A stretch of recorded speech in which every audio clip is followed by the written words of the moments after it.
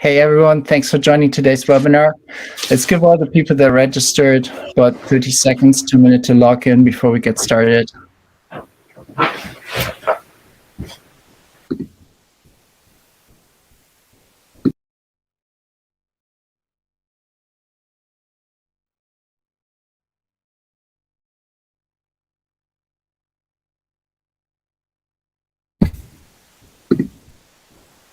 All right, let's get started.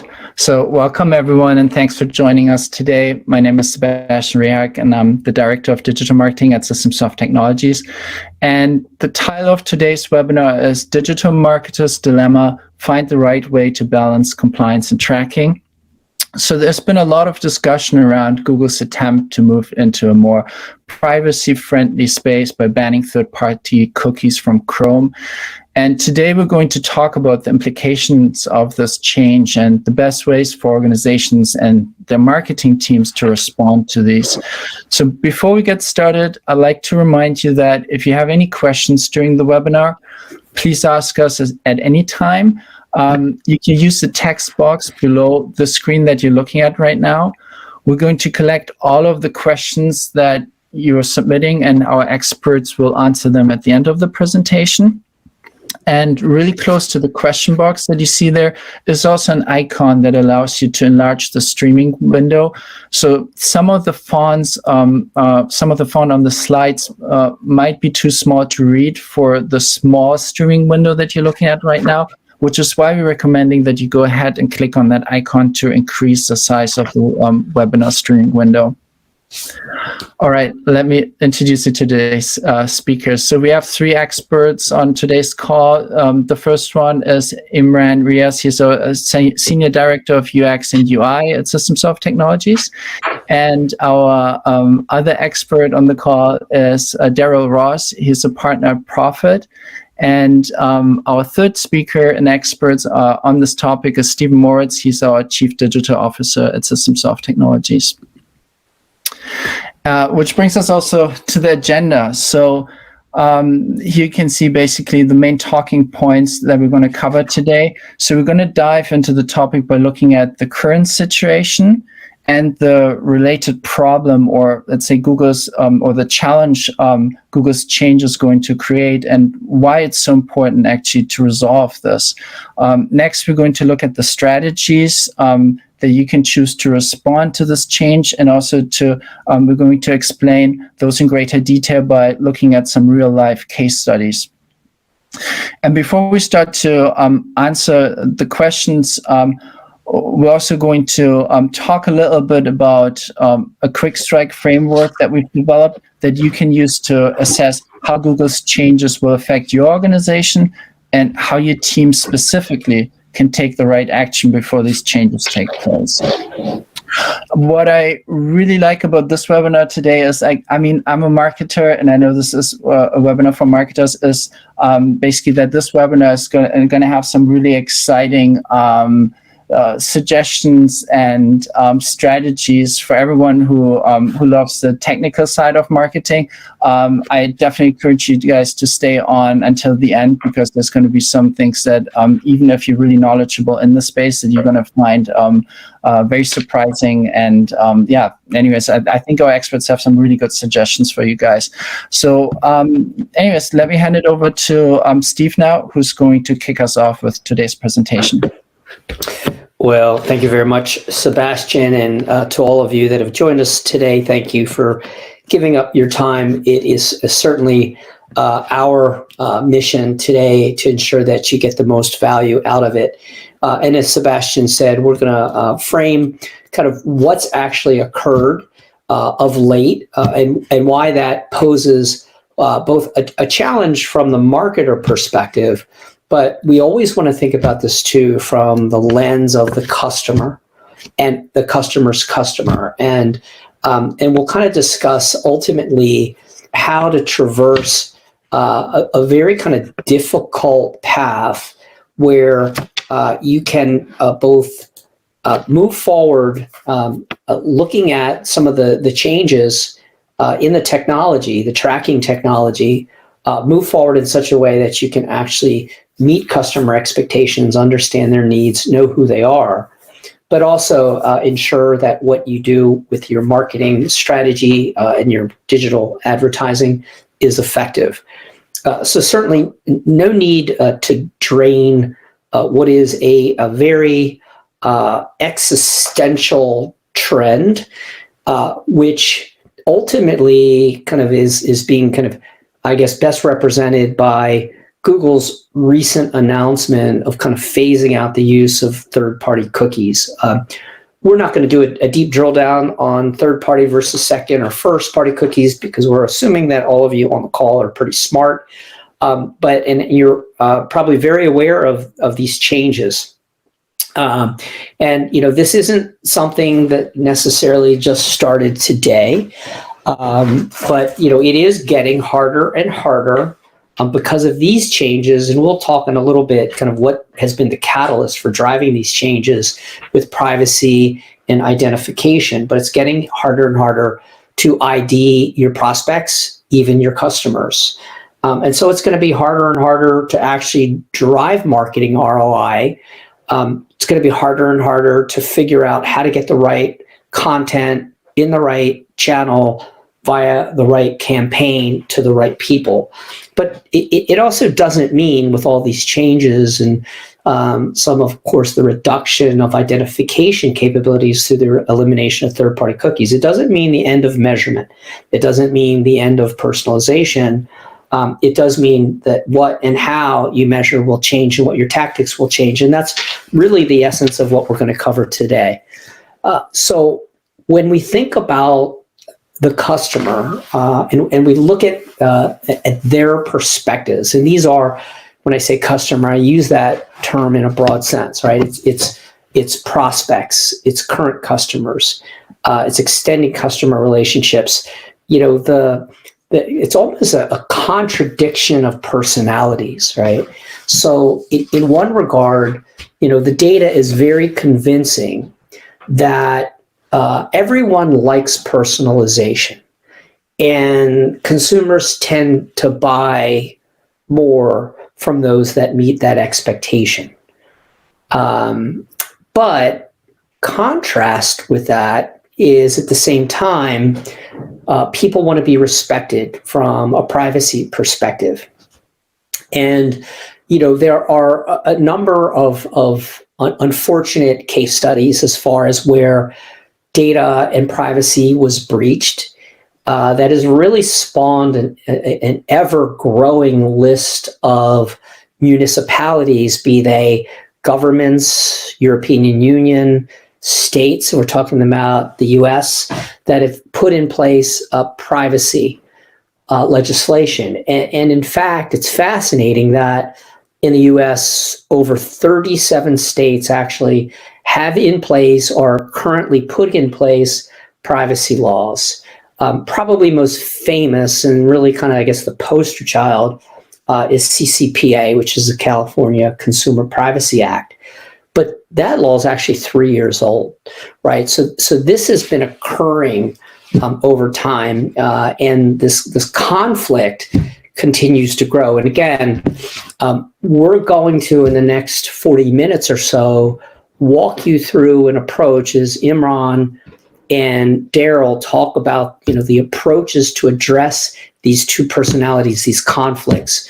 We'll certainly kind of make sure that there's constructive recommendations on actually how you address this, right? And in a sense, this is all about the great balancing act, and it's about initiating digital advertising and a marketing strategy and doing it in such a way that you can be compliant, but also do it in a way that's personalized. The title of this webinar is about tracking and compliance, and I don't know that I even like the term tracking. It really sounds onerous, and ultimately tracking is more of a means to an end, right? And that end is bringing the right kind of content in a highly personalized way through desired channels to the people who are interested in your product or your service, and they have an inclination to buy, and you can identify their attributes in such a way that you can get them the content, the information they need, when they want it, where they want it, and how they want it.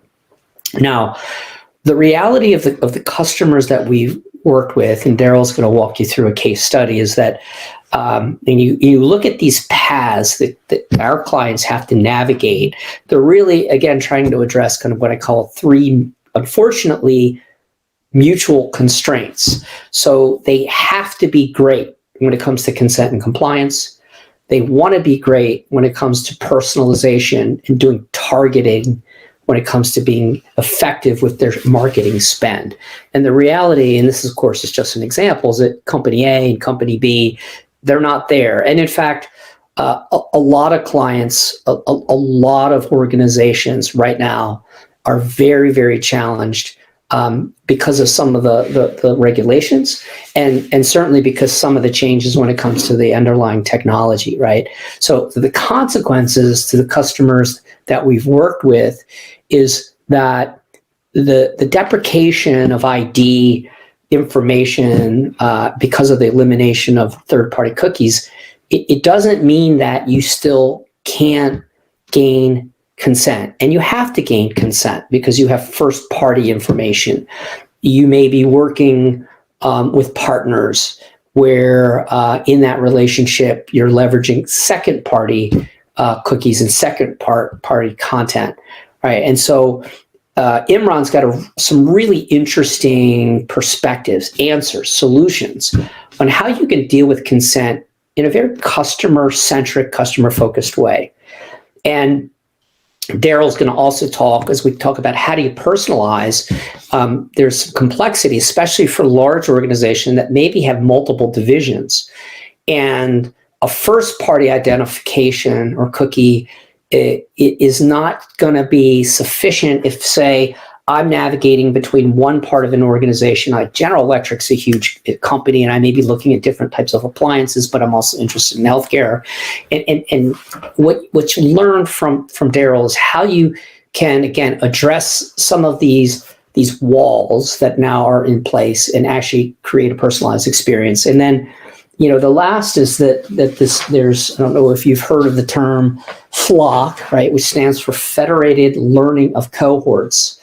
And Google, they are very, very smart. And again, not to make this a symposium on their business strategy, but Alphabet's been a very high-flying stock. So they very much understand the business they're in and how to navigate between the needs of the organizations that write them checks and the consumers that they serve. And so there are a number of technologies being developed. Google uses something called SIMHAsh to actually deliver these cohorts. And it's an aggregation of individuals that have, as the name implies, a common set of attributes. And again, it's pretty cool stuff.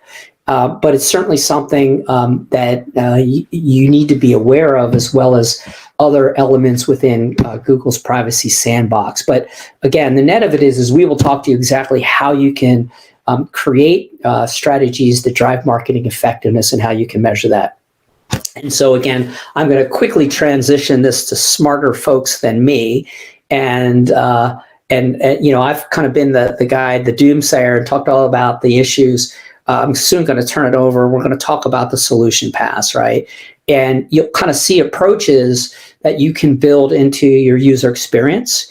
And we'll talk about exactly how you can create a customer 360 view, how you can actually identify and actually improve ID resolution of your customers and prospects, and then putting in place kind of an ecosystem, a set of rules that manage the boundaries between organizations, that manages some of the requirements associated with compliance. So hopefully you'll stay tuned, right? As you probably remember from the Chia Pet advertisements, right? But wait, there's more. And I'm going to turn this over and we'll kind of move into the kind of the enlightenment section of the webinar and what the solutions are. But again, Sebastian, do you want to kind of introduce the poll, which I think will help Imran and Daryl really kind of focus their content and conversation So go ahead if you would mind. Yeah, of course. Yeah, I just started the poll here. So yeah, please let us know. So in terms of like how you guys want to, or how you're already tackling the problem, what have you been doing or what are you planning to do? We would like to get basically more information about what that actually is. So this is a poll here right now. Which parts are you investigating? There's a couple of options here. So yeah, please go ahead and participate in our poll so that we can learn more about where you guys are currently at. And we're going to leave the poll up until the end of the webinar, so you have a little bit of time. And yeah, let me hand it over to Imran now. Thank you, Sebastian. Thank you, Steve, for such a good overview. And good afternoon, everybody. Thanks for joining us. My name is Imran Riaz, and I'm a 20+ years veteran of UX and the design industry. Looking forward to our conversation today, providing some insights in how can you handle these changing landscapes. I'm head of UX practice at Systemsoft Technologies. And with that introduction out of the way, let's focus on a few things that hopefully will be insightful and helpful for you. It is pretty much an established fact in today's digital world that without great user experience, no business can thrive and move forward and continue to grow. It is especially true for digital marketing. So for the next few minutes, I'm going to try to provide some guidance on how we can leverage UX to better serve you and your clients' needs. So I'm going to focus on three things. Majority of the consumers do appreciate focused and personalized experience as long as we respect their choices and take into account their consent that Steve was discussing, many of that stemming from the laws that are changing around us, right? There are multiple ways to ensure better experience and paths to having users agree to providing consent, but the focus that I want to kind of bring to is three things. Number one is design, right? There are two elements of the design that I want to talk about. One is the website or the content we provide to the users for which the users are visiting the website, or the experience that they are looking for, or the information that they are looking for. That has to be worth it. That has to be great experience for the users to agree to giving their consent to providing the better personalized experience. By the way, I think we should be using the terminology of personalized experience and not thinking about targeted ads, because this shows empathy for our customers and users, and that allows us to make better informed decisions. Anyways, the second part of the design that we should be thinking about is the consent messages, the cookie messages, etc. Whatever the information we are providing to the users to move forward for providing them a personalized experience has to be easy. It has to be simple. It has to be quick, and it does not have to be memorable. That's a key hard aspect, because that's not what the clients and the users are there for. They are there for doing something else. This is just a hurdle that you and them want to overcome. And one of the ways to overcome that is kind of giving them an easy mechanism, an easy way to move forward. The second part that I want to focus a little bit on is this trust. It's ever increasing issue with the privacy, that the trust is kind of eroding in a lot of organizations because of some of the bad apples that have kind of come in, and also some of the breaches that kind of Steve was referring to, right? We have to recognize that particular fact that the trust is lacking in many cases, and we have to win it back. Winning back that trust requires providing clear and easy messaging, free of all the legal terms and things, so that the users can understand what they are what they're accepting. We also have to tell them what and how those cookies will be used, providing them an incentive to also letting them know what the benefit they will get, right? So providing them an incentive like personalized experience, and be forthcoming about the usage of the cookies and the consent. All of these things together will help to kind of win back some of that trust. But more importantly, hopefully, these are the things that the users will feel comfortable and allow the consent to continue to provide them the personalized experience. The third piece that I want to focus on from a UX perspective on how to move forward in these challenging times is giving the users and the clients the choices, right? We all love to have choices. With transparent controls, consumer benefit from informed choices and minimal disruptions to their content consumption experiences, while also having the assurances that their privacy preferences are not going to be overlooked, right? So when users get choices, they feel more in control and more willing to provide consent and agree to the cookies. Making those choices easy and straightforward while kind of providing the context as well ensures more success. So I've talked about these three aspects from a UX angle and how to help you from a digital marketing perspective, but seems like all abstract. So let me share some of the examples for each one of those areas and how can you benefit by utilizing some of these techniques. So if you look at this particular example, it's a great content that the users come from. There's a newspaper out of Europe, and the users like the content and the experience that they're there for, so they're more willing to provide the consent. But more importantly, also the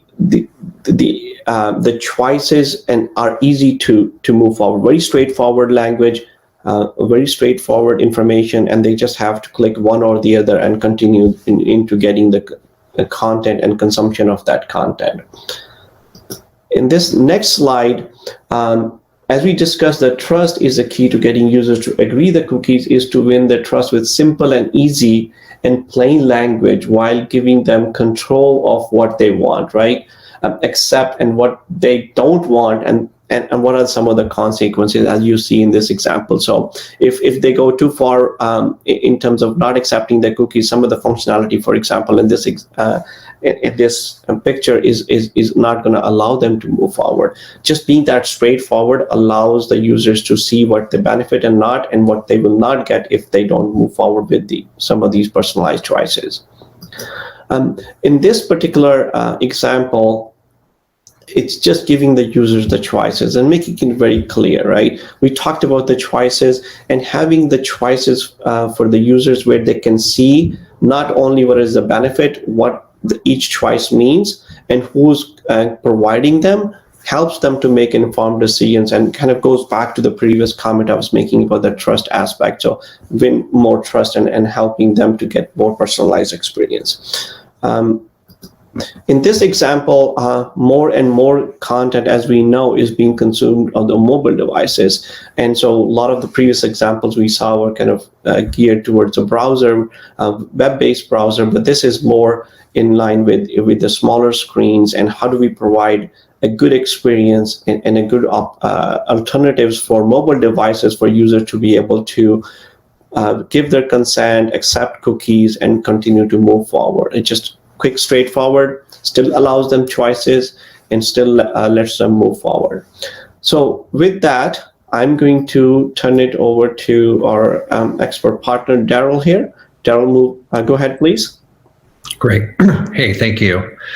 So we're going to shift the conversation now. Before, as Imran was focusing on UX, I'm going to now appeal to those of you who are more interested to the implications of the loss of device ID, tracking, and cookies on your Martech stack, as well as the way in which you engage with your broader ecosystem of third-party providers, especially those that are already using providers for advertising or last-mile delivery of some of your digital engagements.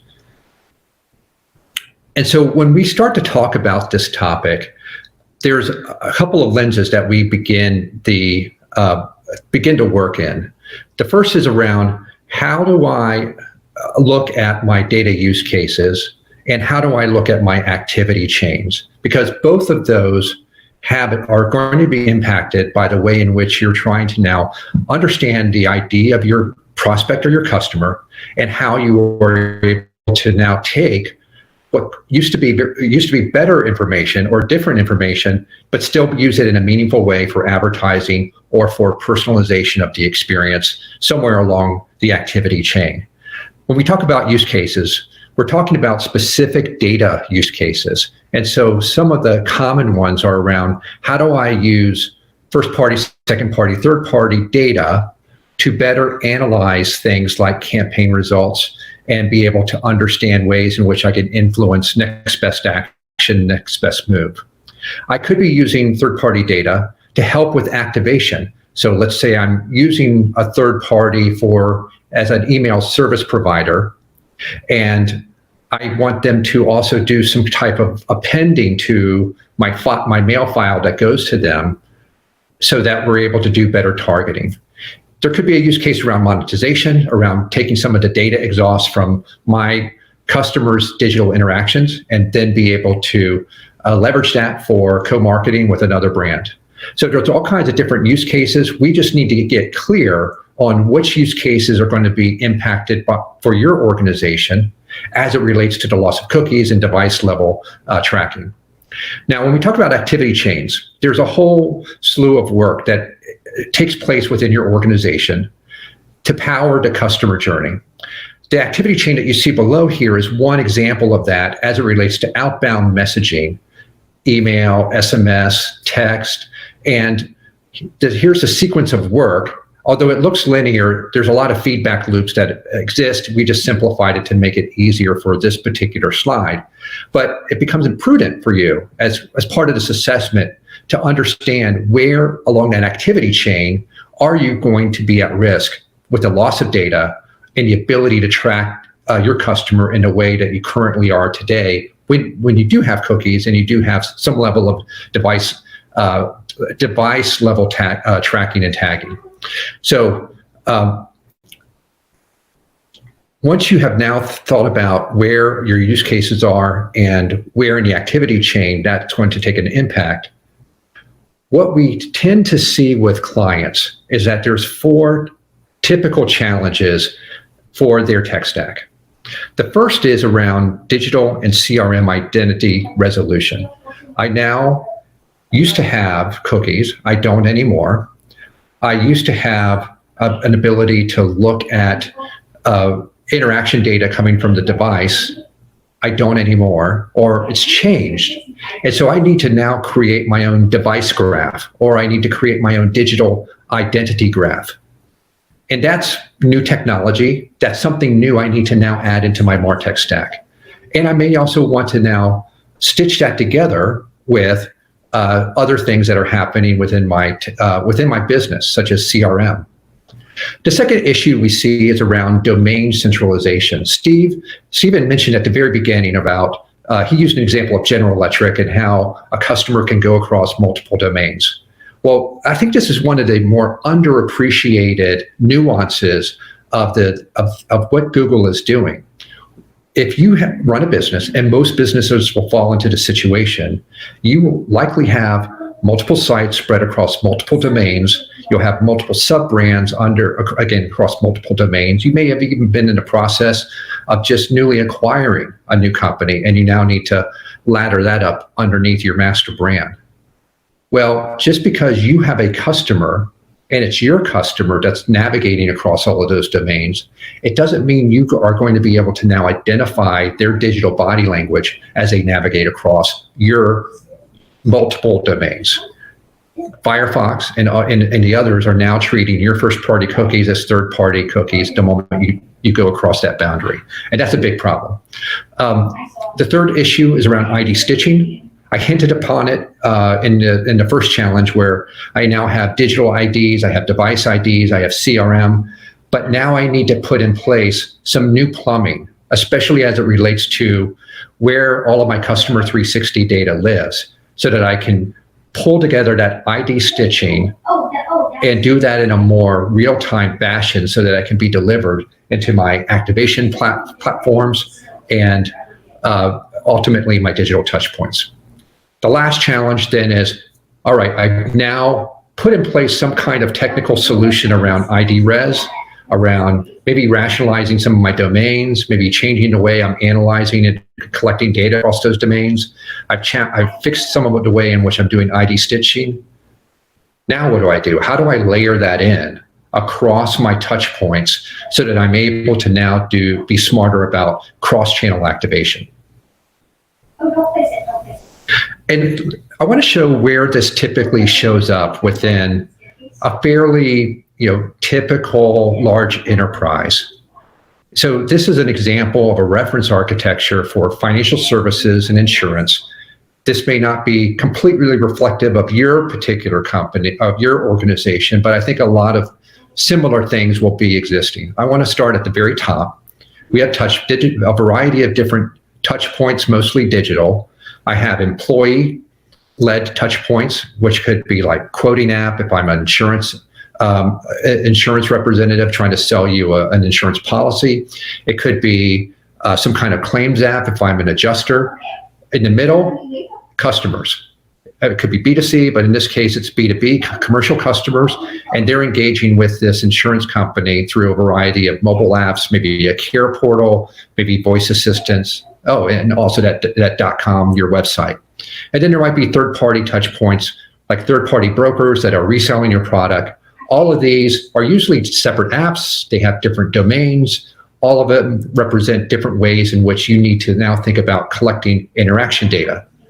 And where's that interaction data? Down at the bottom of this, in the form of claims call center data, email campaign response, your underwriting experience, et cetera. And then all of the ways in which you were able to capture consent information in a graceful manner, in a way that Imran described a few minutes ago, that also falls in here in terms of consent and account information. All of this now needs to be blended together into a stew and pulled up into my customer 360 layer. And you now start to see a couple of boxes that come to the forefront, especially around how do I stage all of this data and then be able to provide all the right hygiene around it so that it then matches up into an ID stitching layer that also merges together my device level identity graphs, my digital ID resolution, and other forms of CRM and third-party appends. Once I've now changed the way in which I'm pulling this data together, I now need to distribute it to my activation platforms. I need to I may have to change the way I'm doing audience development. I may need to now change the way I'm doing decisioning about next best action or next best move. I now may need to change the way I'm thinking about journey orchestration and the timing and cadence of my marketing campaigns or my drip campaigns or the way in which I want to enact loyalty to prevent churn. And then ultimately all of those instructions then filter back up to your touch points. So there's a lot of boxes here that now are impacted by although it's a seismic change for the advertising industry and a seismic change for the device industry, it's a seismic change for us as it relates to our Martech. And in the blue are all of the key components which are directly impacted, and in the green are the things that are indirectly impacted but still need to be accounted for as you start to think about your implementation path. And so that leads into, well, man, that's a big mess. How do I handle this? And so here's 4 ways in which how brands are responding to the challenge within their Martech stack and their ways of working. Now, you may already be doing some of these, and these 4 responses are not mutually exclusive. Most companies are doing more than one of them to some degree, and nor does it also invalidate prior investments that you may have already made into customer data platforms or clean rooms, DMPs, et cetera. This is just an enhancement of what you're doing or an alteration of what you're doing. So one of the responses is, well, I may already have a customer data lake. I know a lot about my customer, but I don't have a device ID or a digital ID graph built in-house. So what do I do? So one thing that customers or brands are doing is they're saying, well, I'm in a foot race now. I have to make sure I'm able to better understand my customer by the end of this year before I lose the cookies with Firefox. I could build it. I could buy it, knowing that my IT department probably has a very long list of other projects that are in the queue. Let me go ahead and buy something that's packaged from a CDP provider, such as ARM Treasure Data, mParticle, or Adobe. And let me just go ahead and snap that in so that I can get that done quickly and not lose my window of opportunity to continue to track digital interaction and capture that digital interaction data from my customers. The other is around, well, the device IDs and digital IDs. Yes, I could try to build those also in-house, but let me go ahead and outsource that tech debt to companies like Axiom or Signal, who actually manage that as a service on behalf of other brands. And because they're really good at it, they're probably going to be better than me as an individual company, because I'm more focused on selling mutual funds to my customers or selling insurance policies to my customers, not managing and building and enhancing a device ID graph. So let me outsource that part of my tech debt. Many of us probably already rely on third-party agencies of records, especially for things like programmatic. Now, I know there was a shift over the last few years to try to insource programmatic, but now that we have to think about different ways in which to engage an audience through contextual or Flock or other techniques, why don't we leave it with experts that's what they do day in and day out for many other brands? Let's talk, maybe we already have a relationship with an Epsilon or a Merkle. Let's go ahead and enhance that and change the nature of that so that we can be able to be prepared for when the final device level and browser level deprecation occurs. The fourth response that we've seen is now, let me look at let me think about a co-opetition situation here. I may have other companies that are in my industry, or I may have companies in adjacent industries where it might be valuable for us to set up some kind of data brokerage relationship. And one example would be a company like a Nordstrom that's in the retail space. They usually have co-marketing relationships with a lot of different apparel manufacturers, as well as CPGs providing beauty and cosmetics. And so rather than that beauty or cosmetic company sending Nordstrom, 7 figures worth of co-marketing dollars for Nordstrom to do, and it's kind of hard to figure out what they do with it, why don't we co-invest in a clean room to where Nordstrom loyalty data goes into that clean room, transaction data from Nordstrom goes in that clean room, and then the cosmetics company's data also goes in that clean room. You're both able to get it managed and hygiened without disclosing PII, but still be able to gain the insights of it and provide that back to those respective companies and get value out of it. So those are 4 responses. There's others, but and again, these aren't supposed to be mutually exclusive or exhaustive. So with that said, you have a lot of options ahead of you. How do I sort through those options? The two big, the bad news is it's a classic consultant's answer of it depends.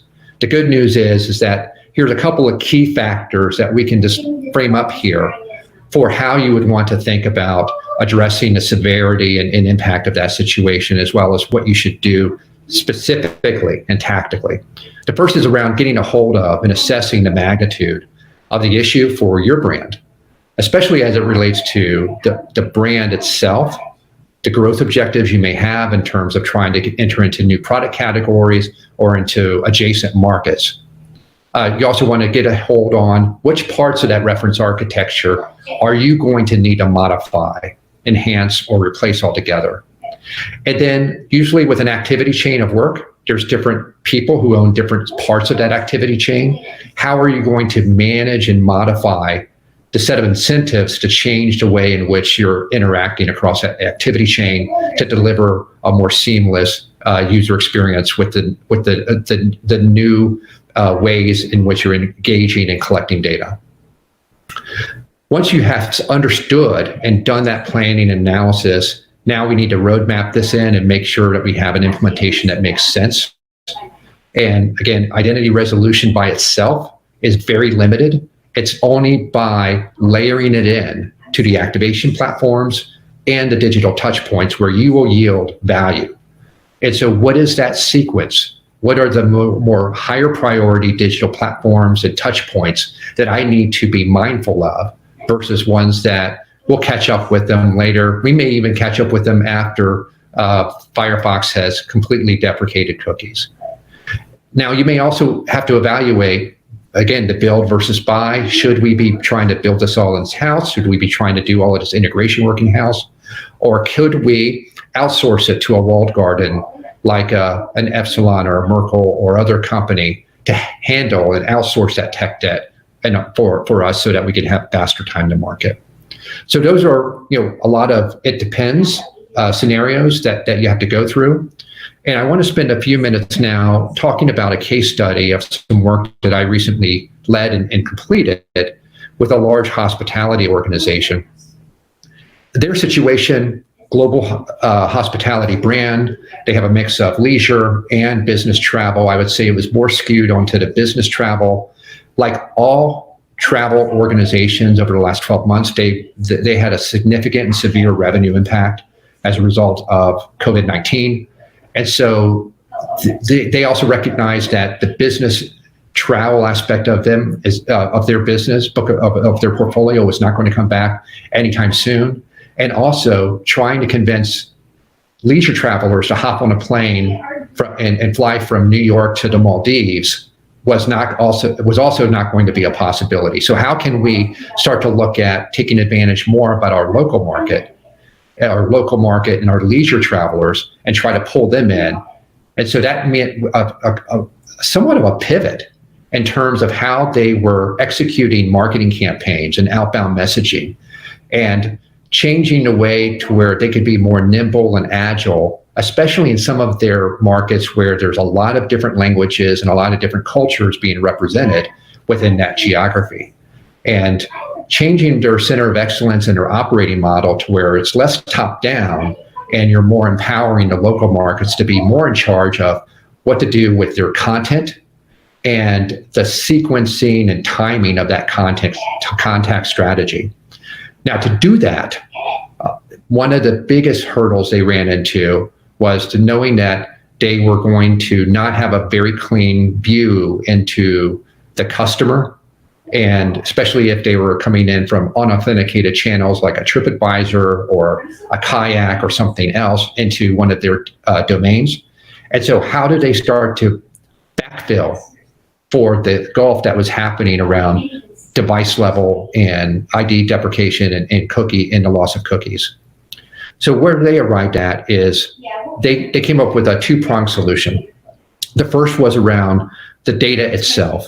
And as you would suspect, they have no lack of data. They have data about reservations. They have data about customer histories and what type of Merlot do you enjoy when you're on vacation. They have all of that in spades. What they lacked was a way of being able to do digital ID and device level resolution. And so again, they could have thought about trying to build that in-house, but they said, why don't we go ahead and find a CDP and really pull in that CDP just for the purposes of ID resolution.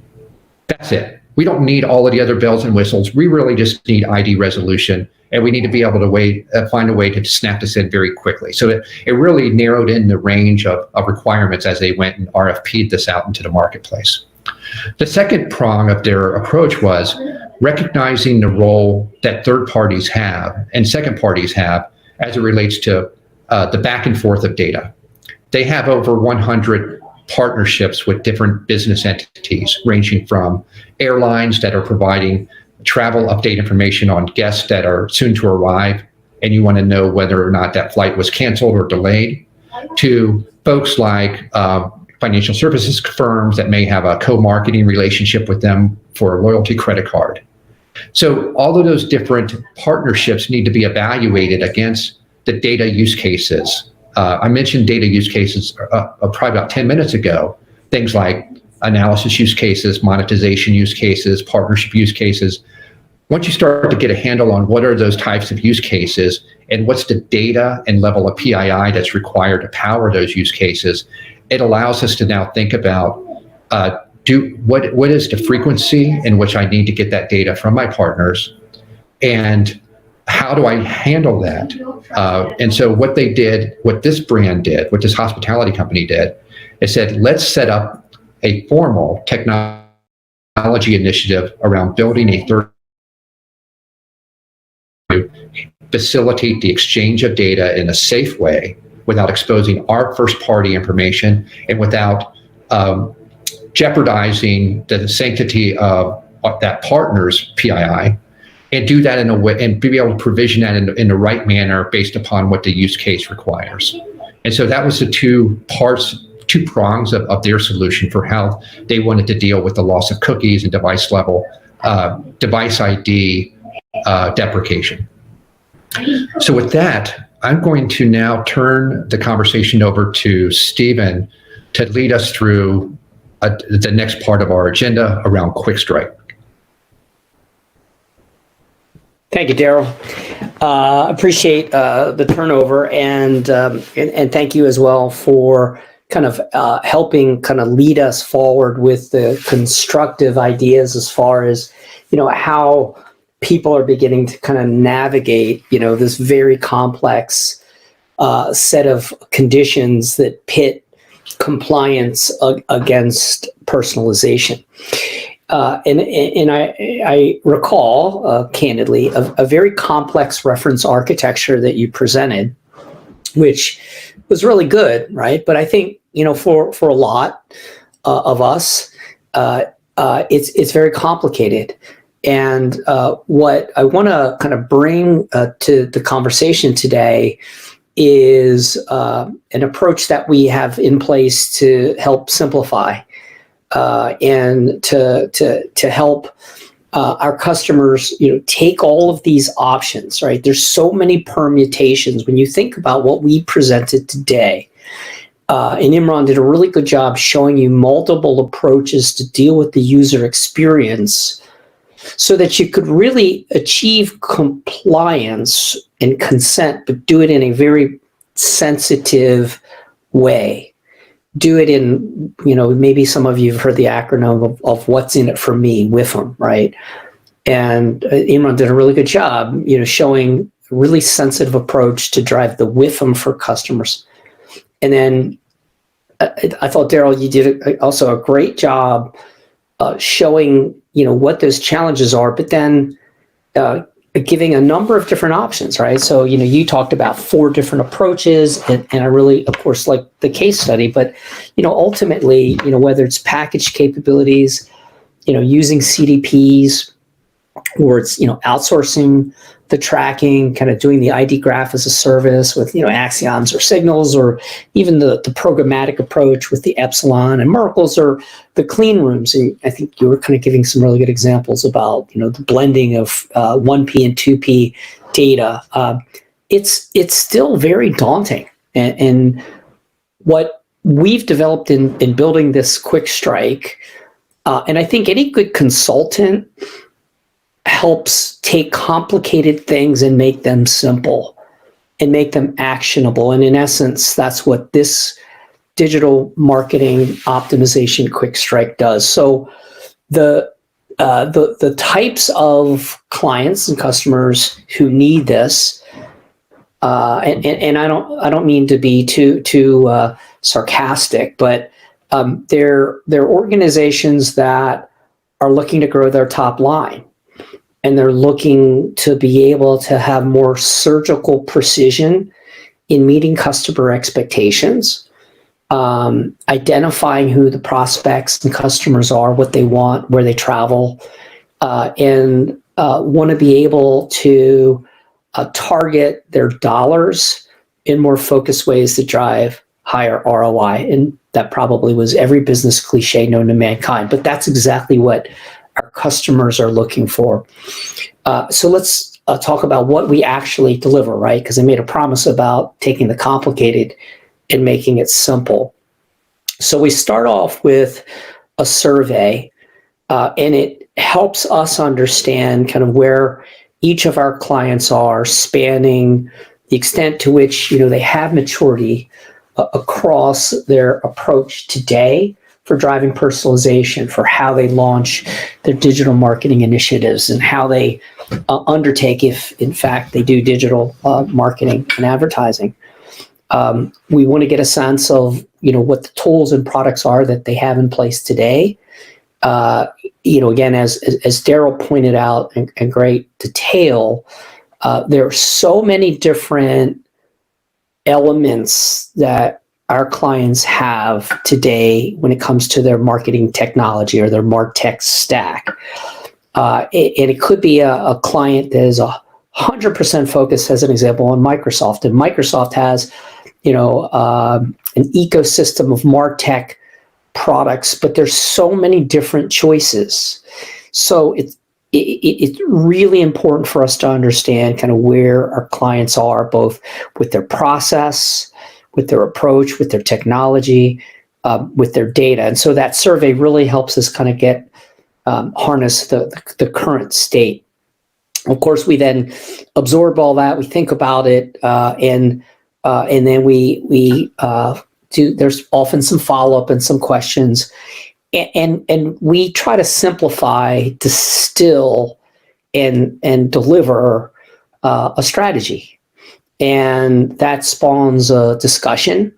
Now, to be candid, I'll probably jump forward real quick to timing and cost, because I've never met a client who doesn't want to understand what we're going to do, but what it's going to cost, right? So for most of our clients, we'll do this introductory work on a fee-waived basis. We think it brings great value. I think our customers say the same. And really, what this is about is mobilization, simplification, and tactical execution. So in this quick strike, again, to be 100% transparent, we're not going to solve this problem. We are not going to execute and implement procedurally and technically and stitch together the data and all the different platforms. But what we can help our clients do is develop a roadmap, understand what they're going to do, why they're going to do it, how it's going to work, and to some extent, what the benefits are going to be. We think it's a really good way to help our clients get started, for them to get to know Profit Consulting and SystemSoft Technology, the way we work together, the blending of strategy and execution. And so we would love if there is interest. I believe there is a URL website where you can learn more about that in this material. And we certainly would be happy to follow up and see if there's mutual value in us working together to develop that quick strike and that plan of action. I am going to turn it back, Sebastian, to you, as we have about 5-6 minutes left, and we can undertake any questions that may have come in during the last 50-some minutes. Yeah, definitely. Thank you. Thank you. And thanks, guys. So you've covered a lot of great points. I love how you broke these strategies up into what you can do from a user experience perspective and a data perspective. Let's jump into the Q&A part here, because we have a bunch of questions for you guys.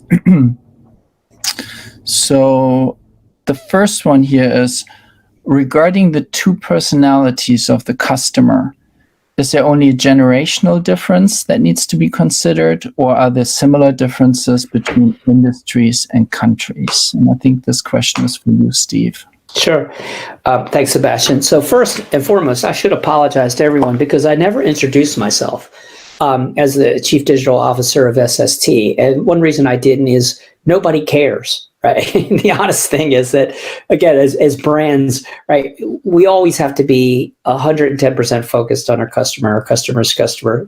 So I didn't want to take up a whole lot of time, but I'll simply say in delivering digital transformation as a CDO for SST, quite simply, all I do and all we do is develop strategies, execute, and implement in ways that we drive our customers' top line, and we bring operational efficiency, meaning bottom line, and we do that leveraging digital channels, technology and processes. So now let me answer the question, right? So to refresh, the question was, the two personalities of the customer, right? Are we seeing generational differences or any maybe different perspectives across geographies or industries? And honestly, Sebastian, I don't see any generational differences at all, or even variation across industries or country.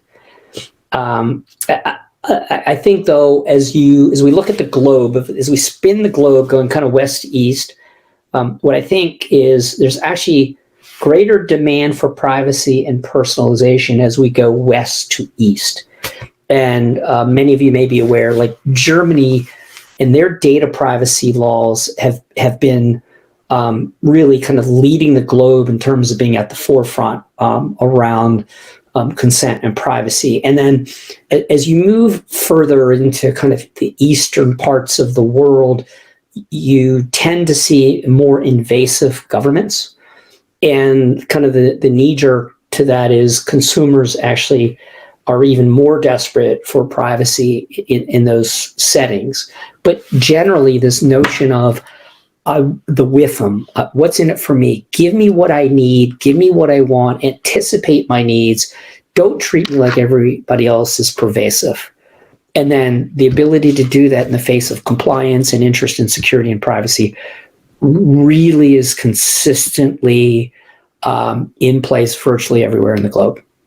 Mm-hmm. Yeah, that makes sense. Okay, thanks, Steve. I have another question for you. Actually, the next one is really related to that. So, transitioning your strategy from the compliance level to marketing effectiveness, where do you think most marketing teams are currently at, and what are the biggest challenges? So while I don't think that compliance is necessarily just the slam dunk, I do think it's much more of a layup, say, than marketing effectiveness. And apologies for the basketball metaphor for those folks who don't like basketball. So assuring consumers, of privacy, the ability to do that from a technical and UX perspective, even with all the really neat ways that Imran showed us, there's just a whole lot less moving parts than marketing effectiveness and targeting. I thought Daryl did a really good job explaining all those options and all those permutations, but candidly, as I was listening to the content, right, there's just a whole lot of options, right? Whole lot of moving parts. And so that's where, working with an organization that can kind of help bring some simplicity to that anarchy and chaos, especially around how do I do this and how do I bring all of my data together? And I got CDPs and CRMs, and I've got content management platforms, and I'm working with Merkle, and I've got Epsilon over here, and Adobe's handling, my CMS, right? That's where that simplicity is necessary. But I do think that's a heavier lift than, say, the compliance is. Mm-hmm. Okay. Thank you. The next question is for Daryl. Someone asked, how long would it take to implement an off-the-shelf customer data platform? Yeah, so because there's a variety of vendors that are hitting the mid-market as well as large-scale enterprise, that range can vary quite a bit. I think the sweet spot is between 2 and 6 months. You can get an MVP out the door in 2 to 3 months, but then after that, go through a couple more sprint cycles to where you're fully baking this in by month 5 or 6. Mm-hmm. Now, there's a lot of things that impact that implementation timeline, such as how clean is your data, how ready is your data to be able to move in and out of the CDP, and how well are your integrations for being able to accept it. A lot of CDPs will have pre-built integrations with all of the leading marketing platforms. But if you've highly customized one of those marketing platforms like Marketo or Eloqua or something else, and you're not able to take advantage of that pre-built off-the-shelf integration, then you have some rework to do. And so I think, if you're evaluating this and you're trying to say, should I get CDP versus trying to get something pre-built? And if you have a tolerance for being able to do something in 2 to 3 months, then I think, that looking at a CDP could be a strong consideration. Mm-hmm. Okay, thanks, Daryl. I have one question here for Imran about what he showed us earlier. How many choices should we give users to get their consent in order to win their trust? That's a really good question. I think just to be able to give them enough so that they can make an informed decision. So my recommendation is 3 to 5 choices, not overwhelming them and then also not underwhelming them by giving no choices, basically. So 3 to 5 would be the ideal situation. Okay, sounds good. Thank you. We're at the top of the hour here. Let me just ask one more question here that is for Daryl. Daryl, can you comment on the implementation challenges? Someone asked, what are the main implementation challenges you've seen in the past? I think the technology is usually half the challenge. The other half is around organization. How do you get your organization to align around changes in the way you want to work? A lot of that is around change management, around really identifying the incentives for how people are doing the work, and is the organization structured in the right way to take advantage of the technology.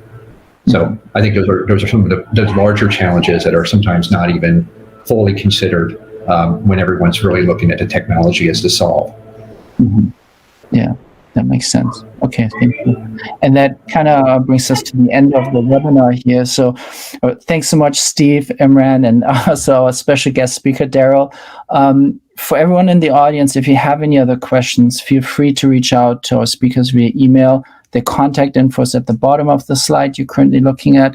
If you're interested in learning more about the workshop we mentioned, you can find more info at sstech.us/compliance and tracking. It's also in this deck here that we're going to share with you after the webinar is over. And if you like this webinar, keep an eye out for future webinar invitations, and make sure to follow SystemSoft on LinkedIn, where we're going to announce upcoming webinars. The recording of this webinar will also be available here on Bright Talk shortly after the session is over. Again, thanks so much for joining us today. We really appreciate your interest and time. Stay healthy and stay safe. Thanks so much, guys. Bye.